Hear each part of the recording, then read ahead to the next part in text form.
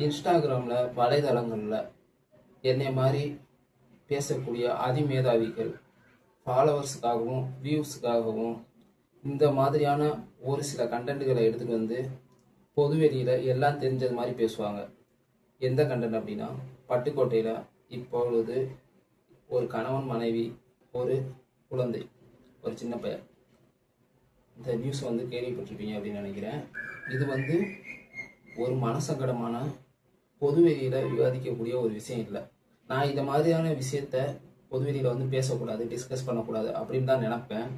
ஆனால் நம்ம இன்ஸ்டாகிராமில் யூடியூப்பில் வீடியோ போடுறோம், இந்த மாதிரி ஒரு கண்டனை பற்றி பேசலைன்னா இது சரியாக இருக்காது அப்படின்னு சொல்லிட்டு நினைக்கிறேன்.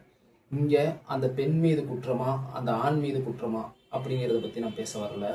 இதை பொதுவெளியில் இன்ஸ்டாகிராமில் யூடியூப்பில் விவாதிக்கிறாங்க இல்லை, அவங்களுடைய ஃபோட்டோவை போட்டு கீழே வர கமெண்ட்டை பார்த்து ரசிக்கிறாங்க இல்லை, அந்த சைக்கோ மனநிலைமை உடைய அவங்களுக்கு தான் இந்த வீடியோ. இது ஒரு ஃபேமிலி இஷ்யூ. அந்த பெண்ணை அந்த பெண் மீது தவறு இருக்கட்டும், தவறு இருக்கும் பட்சத்தில் அந்த பெண்ணை வெட்டினது சரியா, அந்த பெண் மீது தாக்குதல் நடத்துனது சரியா? இதுவே அது ஒரு ஆண் தவறா இருந்தா அந்த பெண் இது மாதிரி பண்ணியிருப்பாங்களா? எங்கேயாவது ஒரு பெண்ணு ஒரு ஆணை வெட்டினாரு, இந்த மாதிரி தவறுதலா போயிட்டாங்க அப்படின்னு சொல்லிட்டு ஆண் இந்த மாதிரி தவறா போனா பெண்ணு நடைமுறையில திருத்தணும், பெண்ணு சரியா அவர் வழிக்கு கொண்டு வரணும். பொம்பளை கரெக்டா இருந்தா எனத்துக்கு ஆம்பளை அப்படி போறான் இப்படிங்கிற மாதிரி பேசக்கூடிய அந்த சைக்கோ மனநிலைமை உடையவங்க தான் இந்த மாதிரியான கமெண்ட்ஸ் பண்றாங்க. இதுல ஒரு சில பேர் குத்தியா வச்சிருக்கிறவன முதலமைச்சராக்குனா தமிழ்நாடு இப்படித்தான் இருக்கும், கஞ்சா போதையை போட்டுட்டு அவன் வெட்டிட்டான் அப்படின்னு சொல்லிட்டு டிவிக்கு பக்கம் பேசிக்கிட்டு இருக்காங்க திருப்பி விட்டு. சரிங்களா? இந்த மாதிரியான ஒரு மோசமான மனநிலைமை உடையவங்களுக்கு தான் இந்த வீடியோ.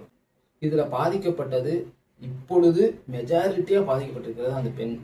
நம்ம வாயை திறந்து பேசணும்னா அந்த பெண்ணுக்கு சப்போர்ட் பண்ணி பேசலாம், இல்ல வாயவே திறக்காம அமைதியா இருக்கலாம். சரிங்களா? இவர் இந்த ஒரு செயலை செய்யாம என்னுடைய மனைவி இப்படி பண்ணிட்டாங்க, எனக்கு விவாகரத்து வேணும், என்னுடைய குழந்தைய நான் தான் வளர்க்கணும் அப்படின்னு சொல்லிட்டு அவர் பொதுவெளியில பேசியிருக்கலாம் வெட்டுறதுக்கு முன்னாடி. அப்போ நம்ம அவர் பக்கம் ஸ்டாண்ட் எடுத்து நின்றுருக்கலாம். சரிங்களா? இப்போ இது ஒரு ஃபேமிலி பிரச்சனையா இருக்கு. இதுல எனக்கே கருத்து சொல்ற அளவுக்கு நாலேஜ்லாம் இல்லை. நான் இதை பத்தி பெருசா ஒன்றும் பேச விரும்பல. இங்க அந்த பெண்ணை திட்டுறாங்க தெரியுமா?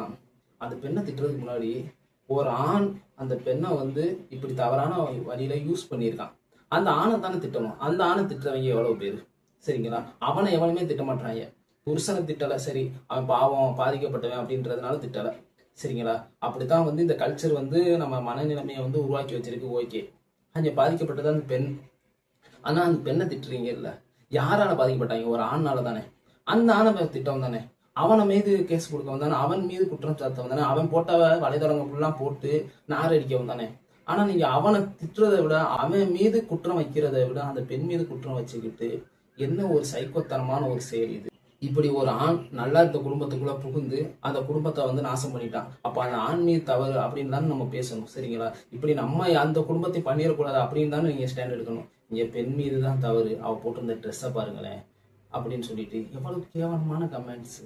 இதெல்லாம் ரொம்ப தப்பு. இங்க பாதிக்கப்பட்டது ஒரு குடும்பம், ஒரு குழந்தை. சரிங்களா? இது ஒரு குடும்பத்துடைய தனிப்பட்ட வாழ்க்கை. அதை பொதுவெளியில எவ்வளவு கமெண்ட்ஸ், எவ்வளவு போஸ்ட், எவ்வளவு வியூஸ்க்காக ஃபாலோவர்ஸுக்காக இந்த மாதிரிலாம் பண்ணி என்ன வியூஸ் கண்டு நீங்க என்ன பண்ண போறீங்க? இதை விட்டுட்டு பேசுறதுக்கு எவ்வளவோ இருக்கு, என்டர்டைன்மெண்ட்டுக்கு எவ்வளவோ இருக்கு. இதெல்லாமாடா ஒரு விஷயம்னு சொல்லிட்டு வலைத்தளங்கள்ல இதை போட்டு நார் அடிச்சுக்கிட்டு இருக்கீங்க. நான் பாலிடிக்ஸ் பேசுறது தவறான வழியில தவறான சிந்தனையை கொண்டு போய் சேர்க்கிற அதை பின்பற்றக்கூடிய இளைஞர்களையும் அந்த பொலிட்டிக்கல் லீடர்ஸையும் தான் நான் வன்மையா கண்டிச்சு பேசிக்கிட்டு இருக்கேன். என்னுடைய பாலிடிக்ஸா நான் அதை தான் பாக்குறேன். இது மாதிரியான ஒரு செயல் இளைஞர்களை ஒரு கெடுக்கிற ஒரு விஷயமாகவும் ஒரு தப்பான சிந்தனையற்ற ஒரு இடத்துக்கு கொண்டு போற ஒரு விஷயமாகவும் தான் நான் இதை பாக்குறேன். இது ரொம்ப ரொம்ப ஒரு தப்பான ஒரு செயல் அப்படிங்கிறது என்னுடைய மனசுல படுது. ஒரு தவறு நடந்துருச்சு, அதை நம்ம நோட்டீஸ் பண்ணிட்டோம், ஓகே. சரிங்களா? அதை இன்ஸ்டாகிராம்ல அவங்கள பத்திய போட்டோஸ், போஸ்ட், வீடியோஸ் கிடைக்கிறது எல்லாத்தையும் ஷேர் பண்ணி வியூஸ் ஃபாலோவர்ஸை கூட்டிக்கிறணுன்ற மனநிலைமை இருக்குது. அது ஒரு சைக்கோ மனநிலை.